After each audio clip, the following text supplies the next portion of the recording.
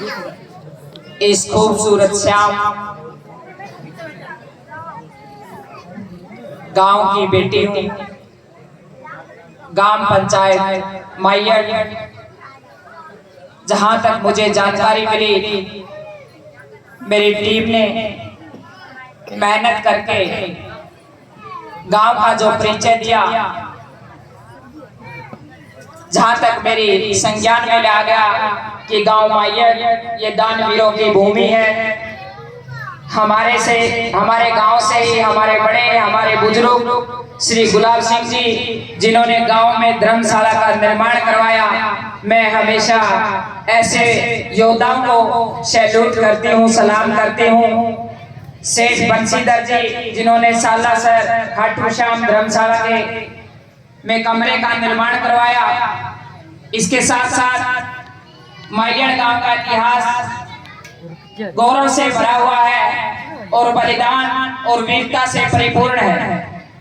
खेल के क्षेत्र में भी इस पावन धरा का विशेष योगदान रहा। विशेष रूप से फुटबॉल में हमारे खिलाड़ी बढ़ चढ़ करके भाग लिया। दिलबाग मास्टर जी, जयपाल जी, राजदीप जी, हमारे गांव के युवा सरपंच भाई विकास जी, पूर्व chairman Anita ji, Mandeep mayor ji, Sheela Bakar, aunty retired director education officer, किसान सेल के प्रधान जोगिंदर जी, विनोद हरि सिंह सैनी जी, केशुराम मास्टर जी, सत्यवान कड़वासरा जी, सुभाष जी, शमशेर नंबरदार जी, पूर्व सरपंच ओम प्रकाश जी, सीचू नंबरदार जी, पूर्व सरपंच संदीप भाई दीपा जी, प्रदीप कुंडू भाई, और मेरे कदमों को हमेशा मजबूती देने का जो काम करते हैं कलाकार साथी, जो मेरे स्कूल के कॉलेज के भी साथी रहे हैं, जसवीर पेटवाड़ जी, न्याणा गांव से आए एनडी भाई, जो अपनी लेखनी से, अपनी कलम से खूबसूरत लिखते हैं और गाते हैं। न्याणा गांव से आई पूरी टीम, भाई प्रदीप सहरावत जी, अन्य साथी जी, आसपास के गांव से आए मेरे जितने भी भाई, युवा भाई, चाचे ताऊ, और पूरे मैयर गांव से आई मेरी चाची ताई, मेरे बहन भाई, मेरे चाचे ताऊ, सभी को मैं नमस्कार करती हूँ, प्रणाम करती हूँ।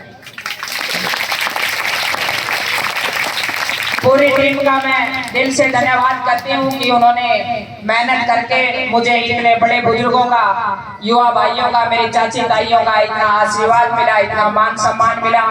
मैं हमेशा मैयर गांव की आभारी रहूंगी और सौभाग्यशाली हूँ। एक बेटी मेरे देश के अंदर मेरी माओ ने सिखाया है, जब हमारा जन्म होता है कि बेटी किसी एक गांव की नहीं होती, वो पूरे देश की बेटी होती है। बेटियों को मेरे देश में ये सम्मान मिलता है।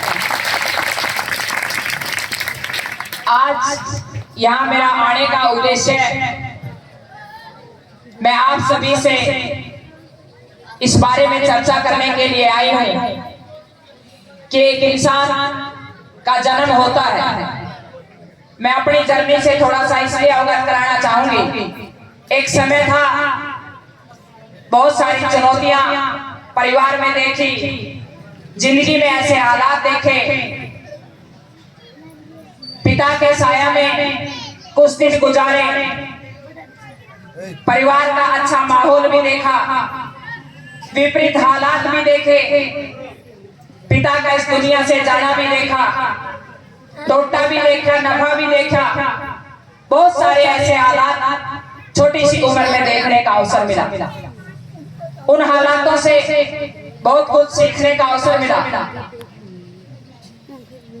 बीमार माँ चारपाई पे, छोटे बहन भाई, घर की हालात खस्ता, समय की डिमांड थी कि बड़ी हूं तो सब जिम्मेवारियां अपने कंधे पे संभालूं, एक पिता का फर्ज भी निभाऊं, बड़े भाई का फर्ज भी निभाऊं, अपने परिवार को मजबूती का स्तंभ बढ़ूं और आगे लेके बढ़ूं। उन चुनौतियों को स्वीकारा, हालातों को से टूटी नहीं, नर्वस हुई लेकिन खड़ी हुई, और उस टाइम पे अपने आप को तराशा, उस समय की जो डिमांड थी, उस समय की जो चुनौतियां थी, उनको स्वीकार करते हुए खेती भी संभाली, पशुपालन भी संभाला, चूल्हा चौका भी संभाला और हर चीज को लेकर के आगे बढ़ी। जरूरत पड़ी कि नौकरी की जरूरत है। जब भी जो मैंने सपना बनाया उसको प्रभु की दया से, कठिन संघर्ष से, चाचे ताऊओं के सहयोग से, समाज के सहयोग से, दिन रात की मेहनत से उस सपने को पूरा भी किया। नौकरी को बनाया तो प्रभु की दया से नौकरी लगने का अवसर भी मिला। बहुत ठोकरें खाई। आज मैं एक बात स्टेज से जरूर कहना चाहूंगी। आज नौकरी पेपर बेस पे हो गई है, टेस्ट बेस पे हो गई। एक जमाना था नौकरी नेताओं के चक्कर लगा के मिलती थी। आप कल्पना कर सकते हैं, एक बेटी पिता सिर पे ना हो, किसी नेता के चक्कर लगाना, कितनी ठोकरें खाई, कितने अपमान सहे, कितनी पीड़ाएं मैं अंदर में ले हुए हूं, पता नहीं कितने मजाक उड़ाए। मेरी माँ विधवा को लेकर के, बीमार माँ को लेकर के कहां घूमी बड़ी मुश्किल से, क्योंकि उस टाइम पे नौकरियों में नेताओं की चलती थी। आज मैं एक बात कहना चाहती हूँ इस स्टेज से कि मैं धन्यवाद जरूर करना चाहूंगी। मैं किस पार्टी की सरकार है या ना, मुझे इस बात से कोई मतलब नहीं है। आज सरकार ने जो पेपर बेस पे, टेस्ट बेस पे जो नौकरियां की हैं, आज मेरा युवा पढ़ करके नौकरियां लग रहा है, ये बहुत गर्व की बात है, ये बहुत फख्र की बात है।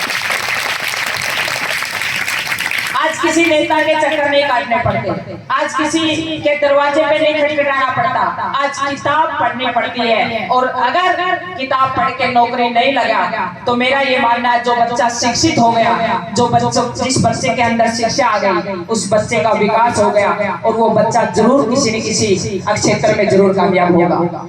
लेकिन मेरे जीवन में ये दुर्भाग्य रहा, उस टाइम नौकरी अप्रोच से लगती थी, बहुत ठोकरें खाई, लेकिन मैं जिद्दी थी, कभी हारी नहीं और परमात्मा ने आशीर्वाद दिया। आज भी मैं बड़े गर्व के साथ कहती हूँ कि मेरी मेहनत, उस टाइम पे फिजिकल बेस पे सिलेक्शन होता था और मेरी मेहनत ने वो आशीर्वाद दिया।